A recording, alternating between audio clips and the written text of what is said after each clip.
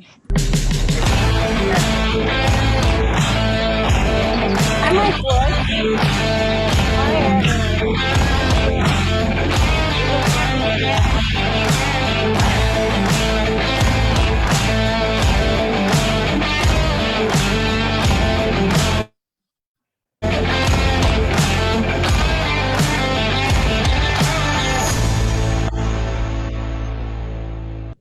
Hello, everybody. Welcome to show 90, Ring Ready. We have an incredible panel with us today. But before we get to the panel, I want to just set this up a bit because it's a really, really important topic. As Mauricio would say, most boxers are humble. They come from very disadvantaged backgrounds, some of them. And we are talking about respect. Respect. They are allowing boxing again. So why aren't they allowing our boxers to train? I mean, where other sports are being given the right to train and permission to, these boxers are just as responsible as baseball players, hockey players, but they're not being allowed into their gyms. The fighters who are going on and fighting professionally undergo incredible scrutiny, COVID testing, quarantine. These are responsible people, but they are not being treated as professional athletes. It makes absolutely no sense. It sounds like bias that's being disguised as precaution. So certainly boxers are as worthy and as responsible as any other athletes, but they're not being treated like any other athletes. What is that going to lead to? That's going to lead to boxers walking into the ring unprepared and possibly to more serious injuries. So thankfully, boxing is back, but we want our boxers to be ring ready. So this is what this is about. Why are boxers not being given the respect that other athletes are being given in this terrible COVID time? Why are not responsible professional gym owners being allowed to follow all of the rules and precautions that they're given and not being allowed to have professional boxers come in? The boxers are training in their backyards, they're training in their homes, they are not training with the proper equipment and support and supervision that they need. What is this really about? And that's what we want to talk about today. So I'm going to introduce our great panel. We have Bruce 𝗧𝗟𝗡𝗗, who is, hello, Bruce, who is our, what can I say? He's our shining light from Gleason's Gym and also runs many charity programs and has a real love and passion for the people who work out in his gym. Michael Woods, a respected columnist, journalist, and commentator, and someone who is known to be incredibly unedited, and we are looking for that today, Michael. Somewhat, right? Yeah, somewhat. We have Paul, who is an undefeated pro boxer. How are you doing, Paul? I'm good. And from Brooklyn. It's a big Brooklyn show. We have Salim, undefeated, 15 fights. How are you doing, Salim? Hi. We have Heather Hardy, former world champion, also from Brooklyn. How are you doing, Heather? I can't hear you. You have your mic off. There it goes. Hi. Hi, Heather. I've never known you to be short of words. We have Khalid, also undefeated. How are you doing, Khalid? I'm doing well today. Great. And we have Alicia Napoleon. Actually, we have a picture of Alicia Napoleon. How are you, Alicia? Also former world champion. I'm good. Can you hear me? I don't know why my video is I can hear you beautifully. We would love to see you. All right. You hit the little camera above. Let me see. So first question, obviously, is we want to know how everybody is doing and what you've been doing to this unbelievably, what can I call it, a hiatus in boxing.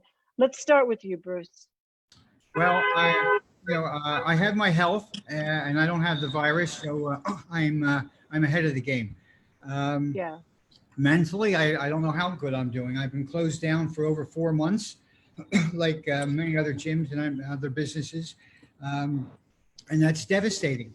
I was fortunate enough to get an SBA loan So I'm not going to close down. I'm not going to get thrown out of my facility. But when this is all over, depending on how much longer I have to remain closed, I'm going to end up with a debt of about $200,000. So that's, it's very concerning. And there's really not too much I can do about it. Not only can our professional boxers not train, but no one else can train in the state of New York either. But today's we're basically talking about professional athletes, and you mentioned that it's bias. I think it's total discrimination. Absolutely. The reason, as far as I can tell, that the governor is allowing professional athletes that are affiliated with leagues to participate is because they have money. They probably make financial donations to the political PACs. They bring in large revenues, and so he's giving them an ear. But the boxers and here, we're all individuals. We don't have a league behind us. We don't have a spokesman behind us. We don't have attorneys behind us. So we're very easy to discriminate against, and it's nothing other than discrimination. A professional basketball player or a professional boxer, really by definition, are the same.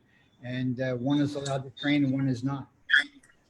It absolutely is a form of discrimination against a bunch of freelance professional athletes who don't have the power or the finances to speak. I mean, who sees them? Who is really speaking for all of you? Suleim, tell us what's going on with you and what's been happening since this time. So it's been a roller coaster. I live in Phoenix, Arizona, and it's, as everybody knows on the news, Arizona is one of the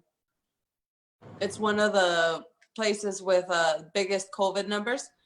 So, me personally, I've had my roller coaster up and down with, I'm highly motivated one day, and then the next day I eat my sorrows away and gain like 10 pounds.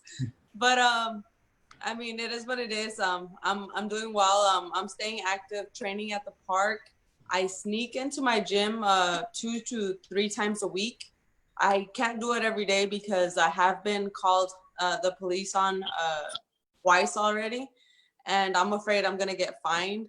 I mean, I think I'm gonna be having a fight day coming soon, so I have to somewhat stay ready and just stay in shape. As a boxer, it's not a seasonal sport. It's somewhere you have to keep working all the time, and so it's very depressing and stressful for me to just not box. A lot of people judge you because you're at the gym, but they don't understand this is your job. Just like they get to go to work every day and bring food to their homes, I have to go to work, and this is my livelihood. Michael. Yes. So why do you think, like, the governor of New York has just invited all of the MLBA to practice in New York City? He's absolutely there's absolutely no connection between boxing as a sport and any other sport. I mean, it'd be one thing if boxing wasn't being allowed, but it is being allowed. So how are these people supposed to be ready to get into the ring and protect themselves when they're not even training properly? First, thank you for setting this up. Thank you for doing this. This is the 90th one that you've done. That's incredible. There's a incredible trove of information here. I hope you get all these archived and transcribed. I'm already learning, listening to these people, and I'm already taking in some of these points and appreciating them. As usual, Bruce makes incredible sense. He's been doing this for many of his decades, and he deserves the respect to get an answer back from these people. I have tracked over the months, Bruce, how he has handled this. He's an optimistic person.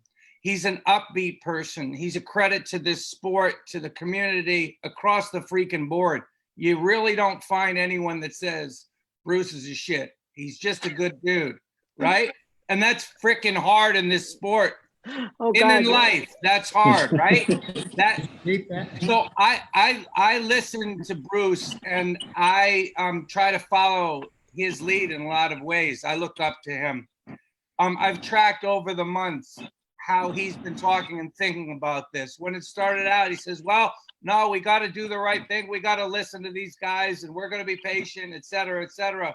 But as the months have passed and he makes the calls and I make the calls to some of these politicians and emails aren't returned and calls aren't returned, it's changing his tone and he's getting a little bit angry, and he has every freaking right to be angry because it's his livelihood. Listen, I'm a guy who errs on the side of caution, and I'm not one of these people that sees conspiracies everywhere and sees bias everywhere. But geez, this doesn't look good. I'll leave with a quick anecdote about a politician, because a lot of this falls on the lap of the politicians. When Bill de Blasio was running for mayor for the first time, my wife and I and the kids went to see him at a local park in Brooklyn just to meet him and say hi, whatever. And I went up to him and I said, hey man, at the time I was doing work for ESPN. I write about boxing for ESPN, and there's fights over at Barclays Center, and you know, you win this thing, you should come on over. Boxing is a good sport. And he said, boxing's not really my thing. He said, I prefer baseball. I like the Mets. And I was sort of stunned, because what a stupid freaking answer from a politician. Obviously, the politicians should say, well, I want this guy's vote. He's in the media. Let me at least lie a little bit and say that I like boxing. Can't everyone find one thing to like about boxing? Muhammad Ali, you mentioned. Muhammad Ali is a great guy. So point being, he told me then that he didn't give a I can say shit, right? He didn't give a shit about the sport of boxing. And I'm thinking that's crazy, because the people you're trying to appeal to, the one you want the votes from, the have-nots, the downtrodden, the people that fall in between the cracks, you're not trying to appeal to them at all. So, short story long, I'm seeing that play out right now. People don't care about this sport because we're not as connected. It's the thing that makes us beautiful, because we're all freelancers and a lot of dented cans and people who fall in between the cracks here. But in a situation like this, it can be fatal because we don't have the lobby behind us. So one of the things that I'm wondering is, what's next? Do we have to go to Albany? Do we have to get these ladies to come to go to the governor's office and say, what the hell? Hook us up here. We're not asking for anything. We're not asking for any handout. We're just asking for you to open the goddamn gym so we can work out, so I can stay in shape, so I can have my fight, so I can get paid. It's disgusting and it's ridiculous. And Bruce is holding his composure together much better than me, so I got to be like Bruce. I'm going to chill out now. Please don't chill out. Please don't chill out. Your passion is amazing. Mike. And I completely, for some reason, boxing is a low-hanging fruit. I don't understand why it's you know, they're allowing it to happen. It's happening in the tri-state area. Boxers are going to other states to box. Shouldn't they be ready to get in the ring? But if there's one injury and one tragedy, they're going to say it's our fault. They're going to try to, you know, do all kinds of bad publicity about the sport and take no responsibility that our athletes are not being allowed to train correctly. Heather, you are also a trainer. So tell me what your viewpoint is, please. Well, it's super hard because when they closed the gym, I kind of lost 2 jobs, right? Because, I mean, everybody knows I don't shut up on it. I don't make enough money to support my family just fighting. So I teach people boxing too. So when they closed the gym, I lost both my jobs. And right away, because I'm a mom and I have to take care of my daughter, it's just me and her, I had to figure out how I could make money, how I could teach clients. So Bruce will tell you every day I'm coming up with these different ideas, how to set up a gym outside and how to teach people. There's a bunch of us coaches around the corner just hustling people for lessons in the park, just trying to make some extra money. I'm kind of at the point in my career where they got to offer me a big fight for me to take it. You know, I ain't taking no little fight. God knows I haven't seen the inside of a boxing ring since March. So it would take me a minute to get ready to do another world title fight. But I will say this, I mean, in the middle of the pandemic when everything was like still really scary and people were getting sick and dying every day here in New York, even like Mike said, Bruce was super calm, understood that public safety and health was at the forefront. But when the decision was made not to open gyms in phase 4, I think that there should be some responsibility for the government to at least reach out and talk to us, right? Like if they don't think it's safe enough to open gym, how about letting us use some unused outdoor space and set up, you know, the rings and stuff? You know, there's like so many places in the park and where we could have heavy bags hanging, a ring set up outside, but it's like nobody will listen to us because it's like Mike said, nobody cares about boxing. Nobody's listening. Nobody wants to hear it when there's a lot of different options how y'all could help us out. People from New York are being seen as an underdog. They're like, oh, well, we can get an opponent, a nice opponent with a decent record from New York. Them guys ain't been in the ring in months, you know? You know, it started long before phase 4, because the minute they allowed the Nets and the Knicks and all of the other professional athletes to prepare for a much less dangerous sport, but did not allow the athletes who perform in combat sports to prepare, it started at that moment. Because there's nobody who wants to go out there and be sick. People are going to take the proper precautions. We're talking not about yoga gyms. We're talking about professional boxers in professional gyms that are completely prepared to deal with the problems that are going on today. Alicia, you're involved with the gym too. What's happening with you? Well, we're definitely suffering from what's going on.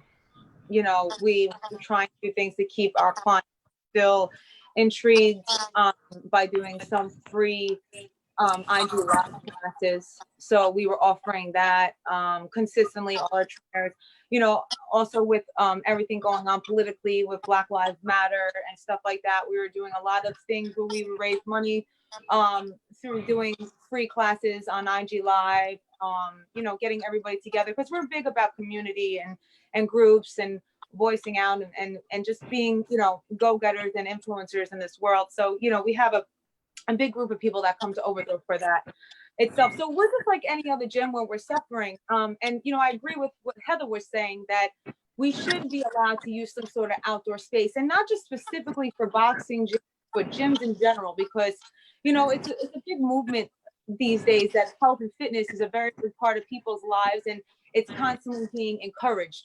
So I don't understand why the government won't maybe set some land aside that they might own, that gyms can share and use, and have, you know, clients outside working out in the outer arenas where they're not so susceptible to being closed and indoors and maybe contracting the virus. But it's been a real difficult task. And I wanted to speak on too how Heather was mentioning that we're being used as opponents. Like, there's no way in hell, if somebody's going to ask me to fight right now, that I could fight, because I have no place to train. I have no place to spar. Me being in Long Island, I'm an hour away from my gym, and that's with no traffic. So I haven't been in the gym or in New York since March myself. And from this COVID, sure, like, we're athletes, we're athletic, we're constantly moving and active. And I'm running and I'm training and I'm maybe doing more weights, but I'm also the heaviest I've been in probably about 10 years or more. Like, I fight 160, 154, 168 tops, which is honestly too heavy. And I'm walking around at 178, 180, which I have never seen those numbers. And I'm telling you, in over 10 years. So this is like, it's insane. It's insane to me. So when we do get back in that momentum and we're able to fight again, how long is it going to take us athletes to get back into that shape where we're confident and ready to step in the fight? It's a real scary time for us fighting. Paul, would you turn down a fight now? Do you feel ready to go in? I just turned one down. I was offered a fight at the end of August on Top Rank, and I told my manager that there's no way I would feel confident enough to do it. But you I did, said I you wouldn't feel were comfortable offered in a my own fight. skin. Yeah. It's a smart thing to do, but you were offered a fight. So it's really not about the closing of the gyms. It's about respect for professional athletes. If you had accepted that fight, they would have allowed an unprepared boxer, a boxer who has an unblemished record, to walk into the ring unprepared. So I'm not suggesting for a minute that they close down boxing. I'm suggesting that they allow boxers to train. I mean, how simple is that? What about you, Khalid? How is your, go ahead. Yeah, I'm sorry. I Oh. agree. We should be able to train. We should do what every other place is doing right now. If we have to go to a lawyer's office, if we have to go to an accountant, I had to go to the accountant the other day. I walk into the office, they have to check my temperature, they have to make sure I'm good. I wear my mask, I proceed, I sit down, I take my mask, I do my business. We should be allowed to do that. As athletes, we don't have to open up to all the clientele. Just strictly professional athletes should be allowed to step into the boxing ring, take our temperature before we get into the gym, make sure we're legit, and continue to train. So we know we're in a safe environment because we're doing all the precautions. Maybe we have to take a COVID test, whatever it is. But we should definitely be able to do that. And I'm gonna also touch on something with Woods. You know, you mentioned, like, do we have to take this to Albany? Well, before COVID, I've been discussing with both Democratic parties, well, not Democratic, but political parties, Democrat and Republican parties, about issues in boxing, especially pertaining to women, and wanting to prepare to take stuff to Albany and fight against the state. The issue is with boxing is that there's 50 states, so there's 50 boxing organizations. So there's so many splendid organizations, which makes boxing so difficult, which makes us low-hanging fruit. So we really need to, I don't know how we're going to break these barriers, but if we were like MLB or, you know, Major League Baseball, football, or basketball, where we were one organization, we could be represented better and protected and able to, maybe that's one of the reasons why we're forgotten about, is because we have 50 organizations and not one. So we need to go to Albany for many reasons, not just issue, but many reasons to change the sport of boxing and the way athletes are looked at as far as men and women go. Well, I agree with you that the unification would definitely be an asset. So where is our commission? What is our commission doing to help boxers get ready to perform? Who are these people? Anyone? Great question. Khalid, you have a fight coming up? Yes, I'm supposed to be fighting early September, and I've been trying to make the best of my training. I've been trying to implement all the things, like heavy bag. Basically, we wrap a body sailed around the tree to make it like a heavy bag. I've been to the pad, but the difficult part is sparring. I'm not able to spar. I can't just spar in a park. We'll get a phone call to the cops on us within minutes. So it's just been really hard. I don't know if I'll be fully 100% there, but I'm doing everything that I can to be the most prepared that I could be. Would you risk your health to go into a gym? Wouldn't you go into a prepared gym as a licensed professional boxer? I mean, Alicia, you approach the fact that people, you know, that the boxers are licensed. It's easy to know who should be there and who should not be there. And there are inspectors who can inspect gyms and find out if the gym is actually ready to take in a professional athlete. You know, it's the same procedure we would do with a fight, and that's what they're doing with the fights. Why can't we do it in our gyms? Why should Khalid have to face an opponent who might be more prepared than he is? That's risky. That's wrong. Yeah, I agree with you, Joe. I think that it's either an all or nothing thing. Either across the country we don't fight and boxing is not going to be operating, or across the country we're going to operate, and every single professional athlete with a professional license is allowed to step into a gym with the precautions, with the testing of the fevers and with the COVID. We need to go through that process. We could all train, because it's not fair for one fighter to have to train and hit a tree and not stand in front of a person and spar, but the next guy in the next state is getting the full training camp. So it should be, it's all or nothing. Either we all participate equally or we don't at all. Salim, do you feel prepared if you were offered a fight now? She go.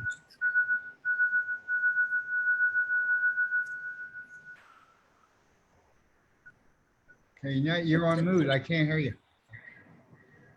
Salim, your mic is sorry, muted. I was muted.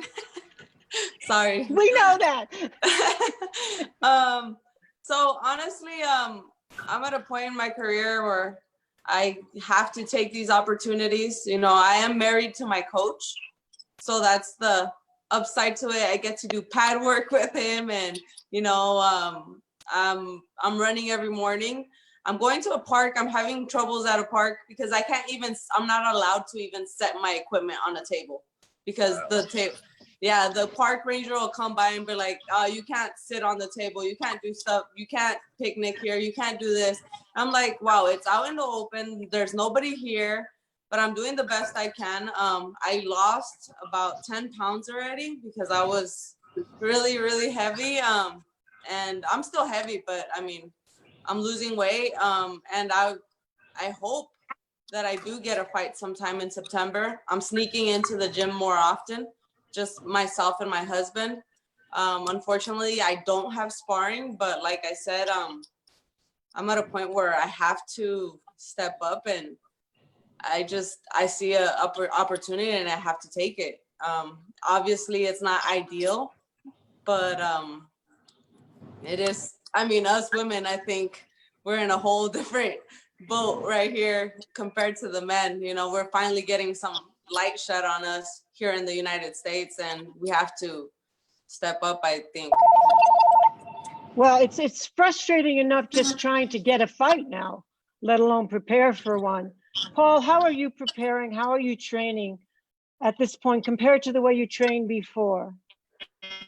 Well, I'm not really training that much. I don't have a gym that I could sneak into. I bought a heavy bag to put into my backyard, which I'm setting up. I step out to the park sometimes. I do some calisthenics at the park, but it's not the elite training at all. Not even close to it. And even if I did get the fight in September, I still wouldn't feel ready. I wouldn't feel at 100% because there's still the lacking part of sparring. I'm not going to spar someone outside. But if he hits me the wrong way and I fall, hit my head on the ground. Yeah, no, of course. And really, we're proud of you for being cautious. Nobody wants to see you get into the ring feeling unprepared just to fight. And we all know that your incomes and your futures, and boxers have a shelf life. There's just so many years you're going to be viable.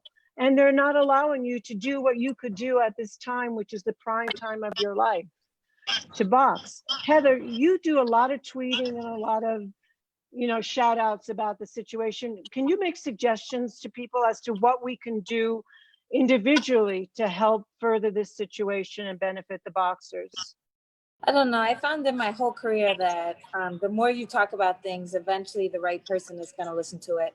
Me and Bruce have done a couple of TV interviews. We've been on local news, local newspaper, stuff like that. And all it takes is for one person who can help to read it. So for my whole career, that's kind of been, don't shut up, don't shut your mouth. Like, not for nothing, just always keep talking. So eventually somebody will see us, hear us, want to help us. Yeah, just keep but it. But I think to just add to it, that a big part of the problem too is, as much as New Yorkers want and New York fighters want to stay healthy and be responsible, like Paul was saying, no, I'm not going to take the fight.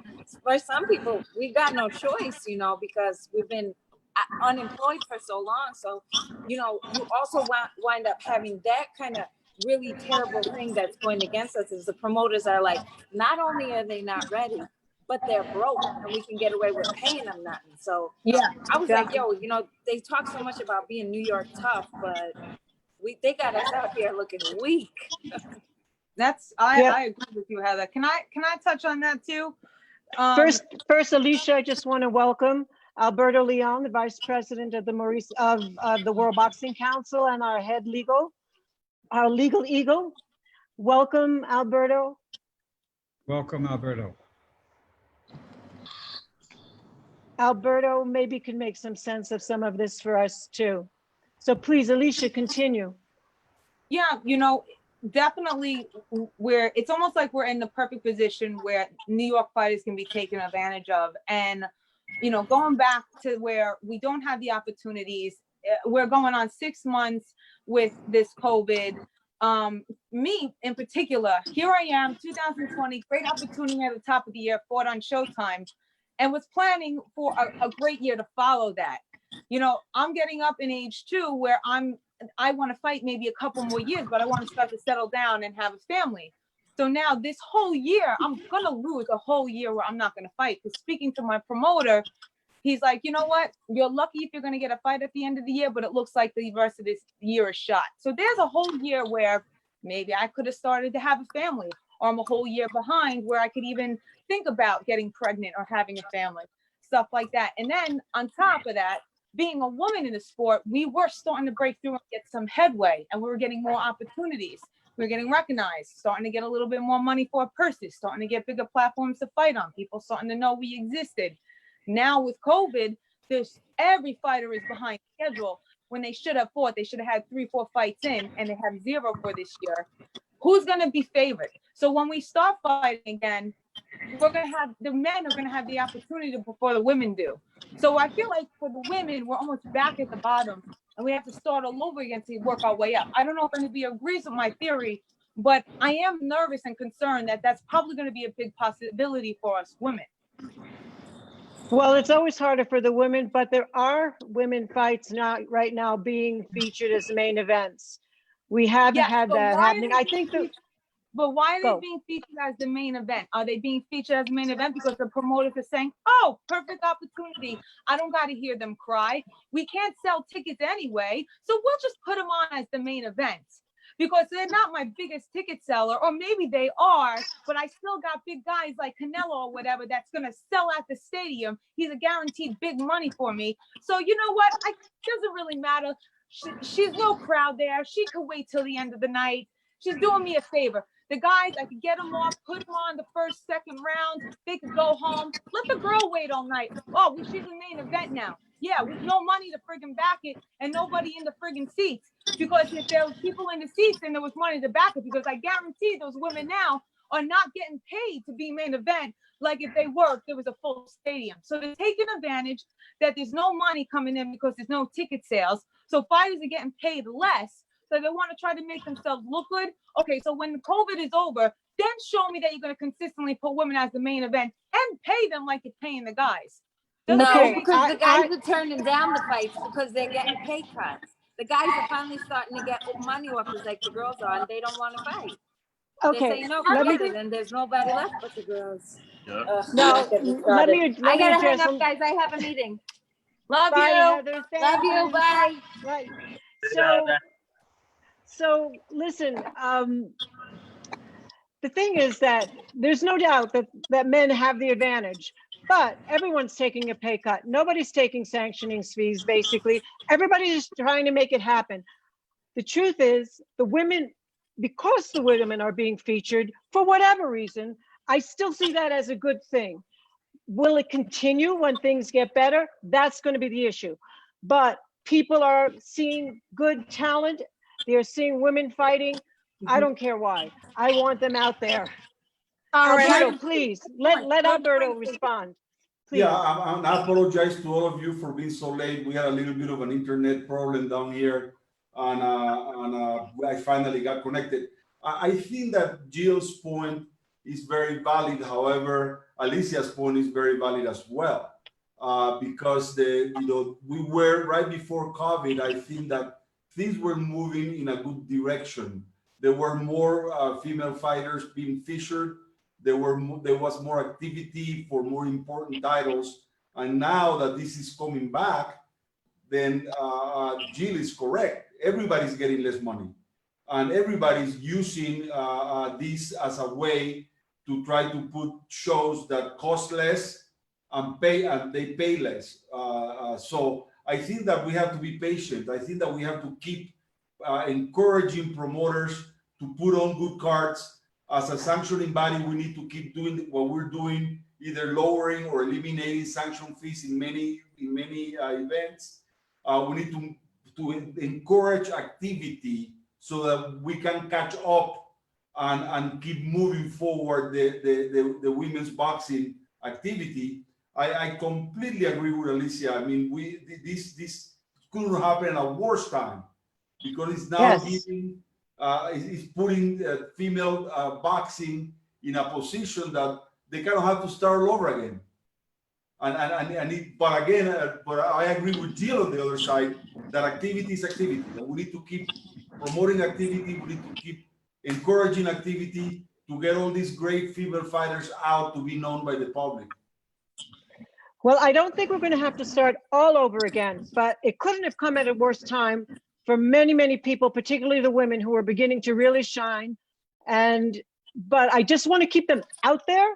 And if that's the limited amount of fighting that people are going to see, if it predominates with some women, I think that's a good thing. When we get back to the real world, whatever the real world is, we're going to have to really look into that. But let's see those women fight. So, Bruce, Yes. you have had some encouraging response at this point. Can you tell us, I mean, what it is? Yes.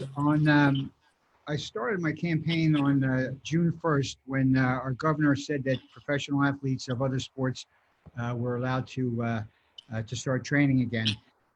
And they obviously omitted professional boxers. So I started a campaign.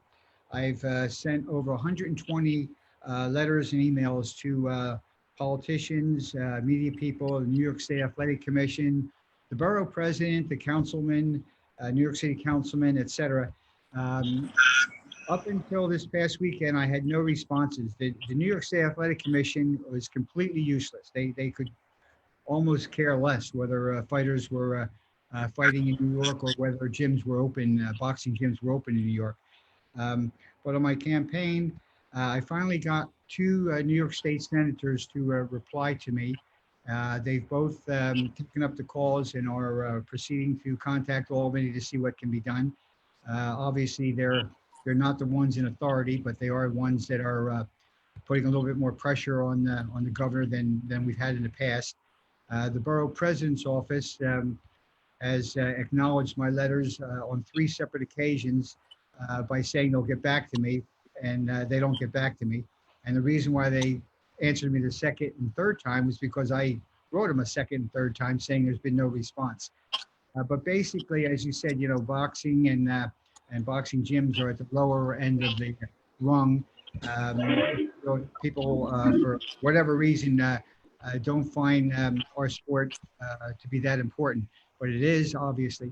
So what we have to do is just continue getting the word out there. All gyms in the state of New York are closed, so there's a lot more people writing. There's a lot more activity across the state now to open up gyms, not only boxing gyms. So we have that going for us. But until that happens, I still think we should be able to get our professional athletes in the gyms. That's they're being discriminated against, and it's absolutely fair.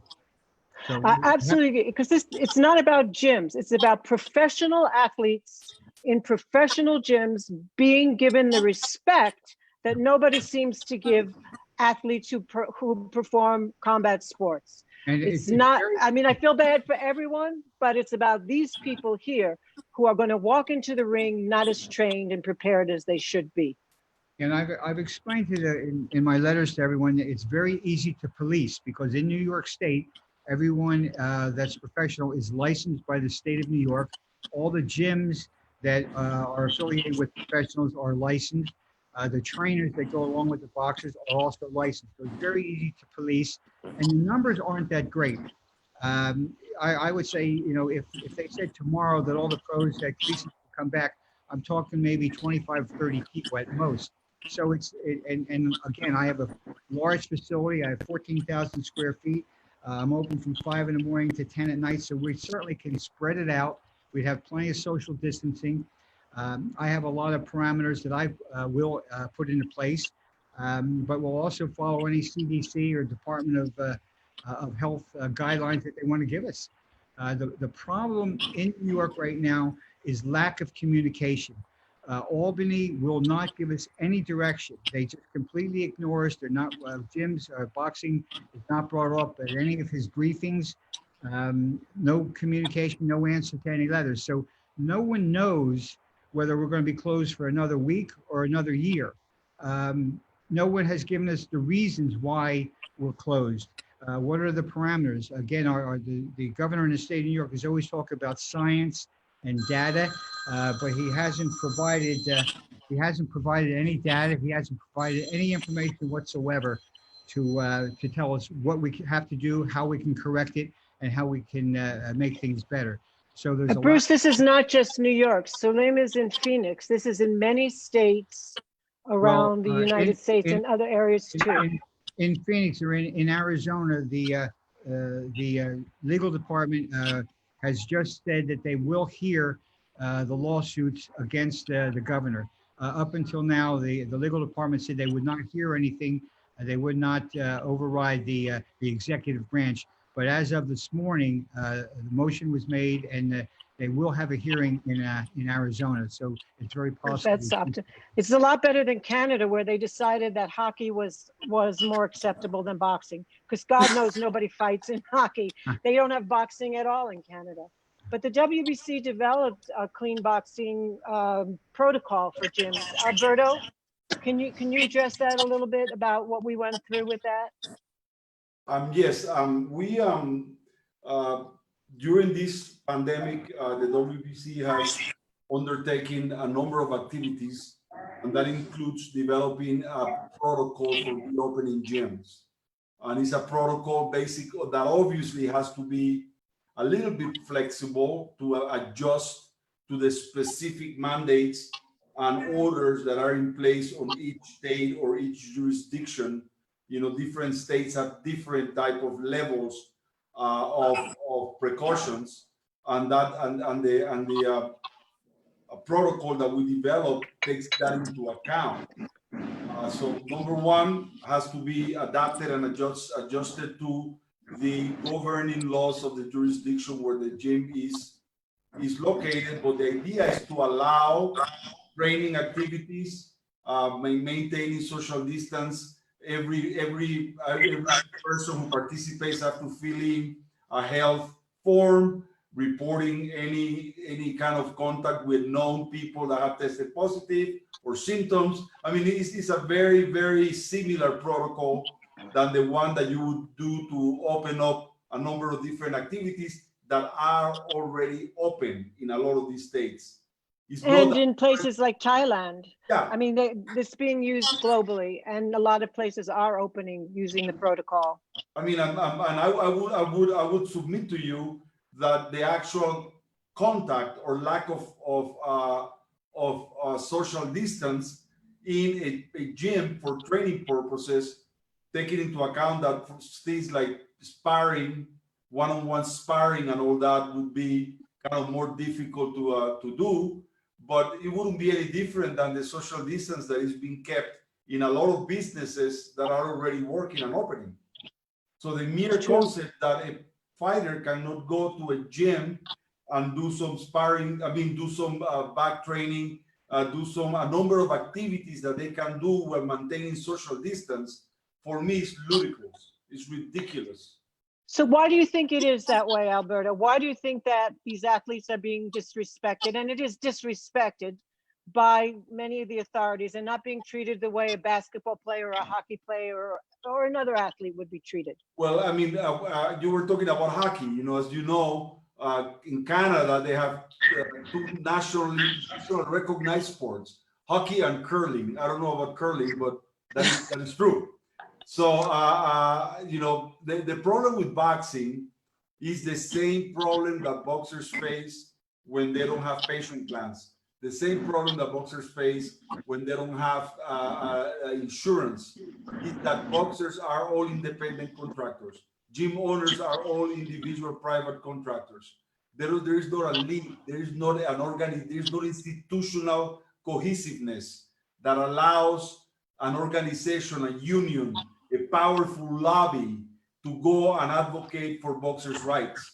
And that's why our sport falls through the cracks every time, because we have no strength, political strength. We are diluted. You know, the promoters have their own interests, the trainers have their own interests, the managers have their own interests, the boxers have their own interests. We lack cohesiveness, and lack of cohesiveness means legal weakness, and that's what we face. That's the main reason. We all agree with you. Yes. Nobody hears them, nobody sees them. Absolutely. We all agree with you.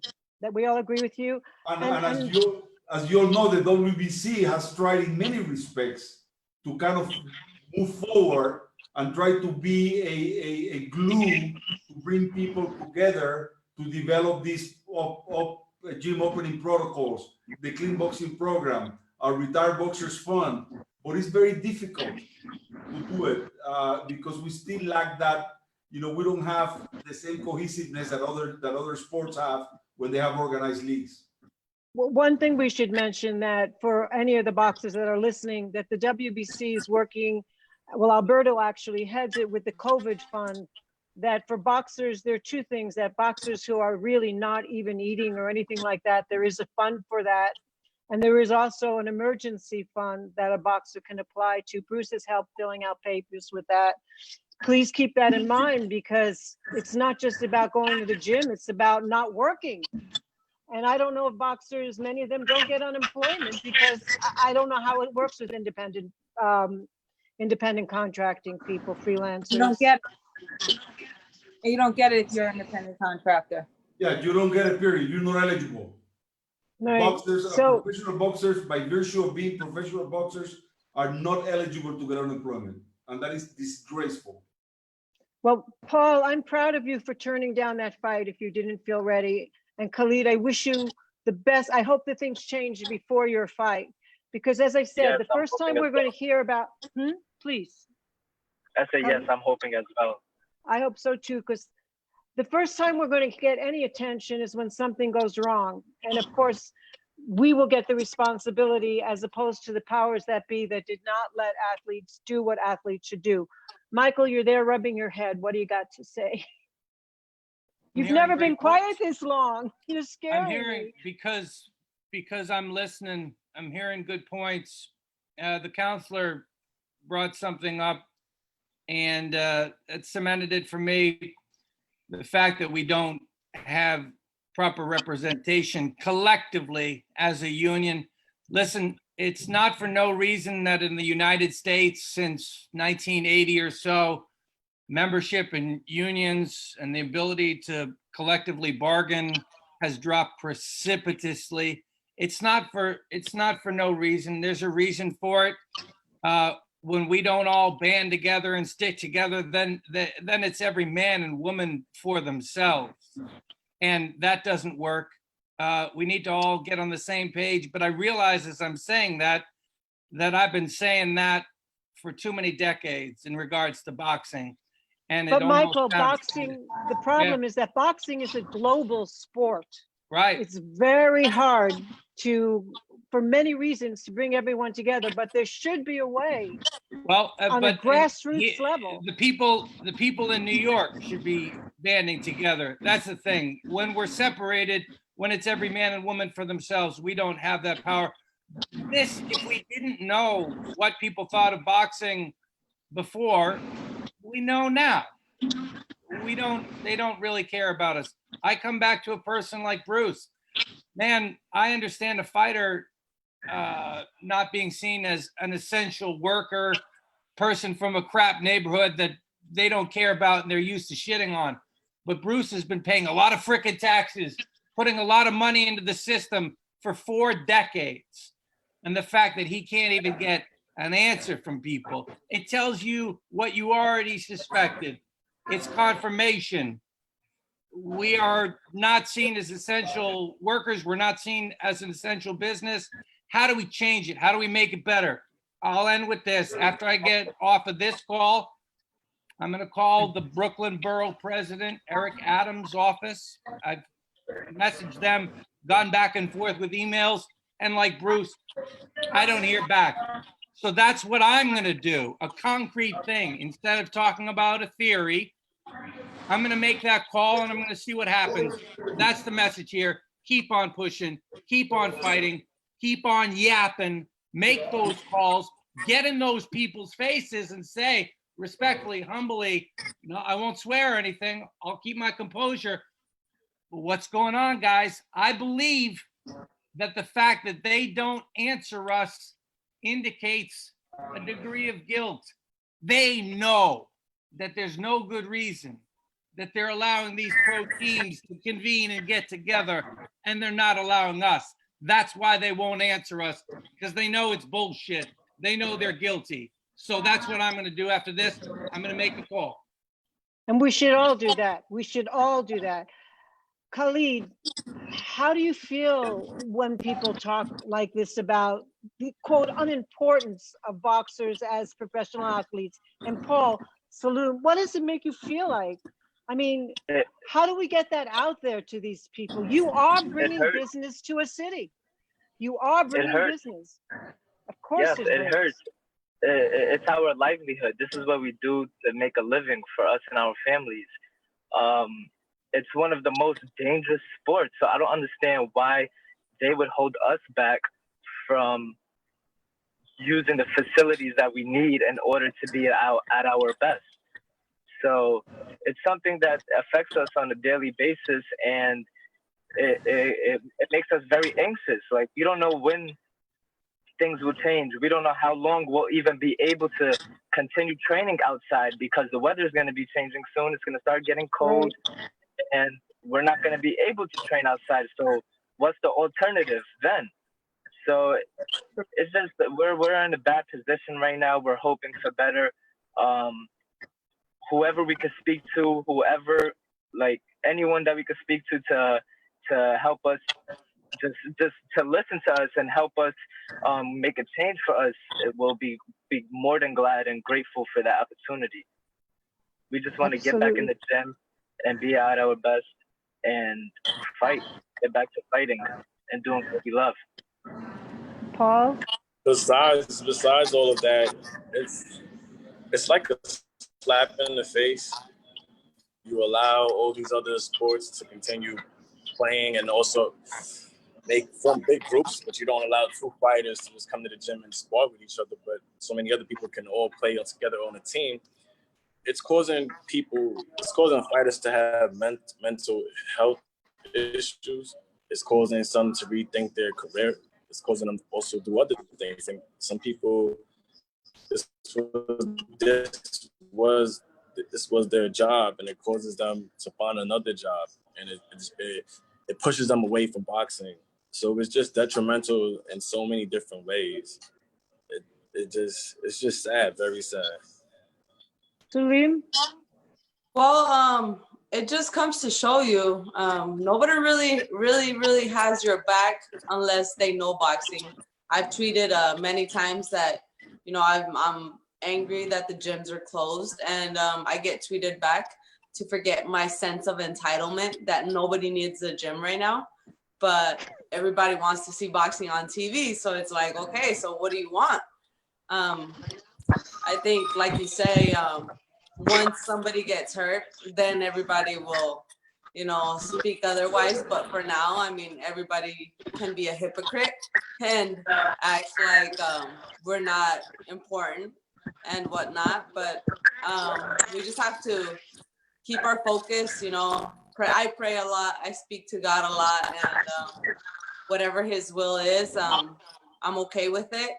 And I'm just gonna make the best of what I am given. That's the way I've lived my whole life here in the United States, being an immigrant and then a female boxer.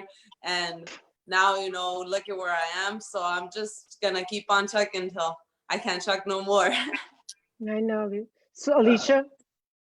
Oh, Salim, I love you for putting God out there, because God first, and that's my big belief too. And I'm consistent in prayer and in faith, and what God's will is, God's will be. And I pray that me as an individual walk in His will, and that this country will abide in His will. And, you know, I'm really glad we had this conversation today too, because it was really nice to hear everybody else's perspectives, their emotions, their feelings towards what's going on. Like, you know, like Paul, like you said, there's so much mental disadvantage going on with us fighters, like depression and a change in path and a change in your life. And, you know, you have this plan mapped out and it came crashing down. So what do we do next? It's discouraging, but what I've learned from this conversation today is that I'm not alone in what I believe and how we do need to come together in a union. Boxing needs to be one whole, not 50 funded organizations around the United States. Yes, New York needs to pull together, but I think more importantly, the USA needs to pull together. Boxing is an important sport. It should not be pushed aside. It should be respected, just like Major League Baseball is able to train now, and we're starting to see them play. Boxing should be the same. And with the connections that I have, I'm going to make my phone calls. As soon as we're done with the meeting, I definitely feel enlightened and I have more knowledge of what's going on in our sport because we're able to have this platform and speak together. So this is a great thing. And I'm like Woods, I'm going to get on the phone. I'm going to call those politicians that I know, and I'm going to see what can we do. And I put some pressure on them to contact Albany to make things change where the entire state, the United States, can start training with the same laws put in place for professional boxers only. Not outside clients. When we're ready to open the gyms, they could come in. But for professional athletes, we should all have the ability and the rights to train equally and prepare to step in that ring because our lives could be taken any second. And we lost 13 fighters last year. So now what's going to happen once we start fighting in this year? Are we going to lose double the amount? Because now not only are they maybe suffering from dehydration, but they're suffering from a lack of training and preparation. So if anything, they're hurting us and they're going to kill us if they don't allow us to train properly and give us those rights. Jill, I think you're... Alberto, what do you think? How would you sum it up? Well, I mean, I would sum it up in the sense that these politicians, they don't understand that boxing is essential. Boxing and boxing gyms in particular has saved so many lives. You know, the history of boxers and boxing is filled with people who came from nothing and found the gym, and the gym ended up saving their lives.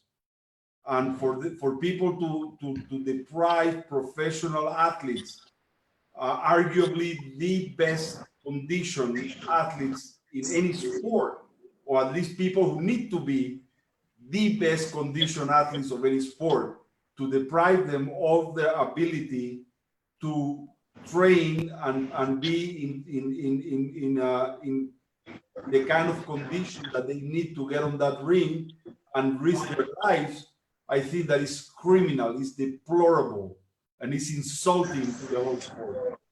And I agree with all of you. We all need to, as soon as we hang up this call, continue to push, continue to make calls, continue to send letters, because what they're doing is putting in jeopardy the life of a lot of athletes, and it's absolutely deplorable.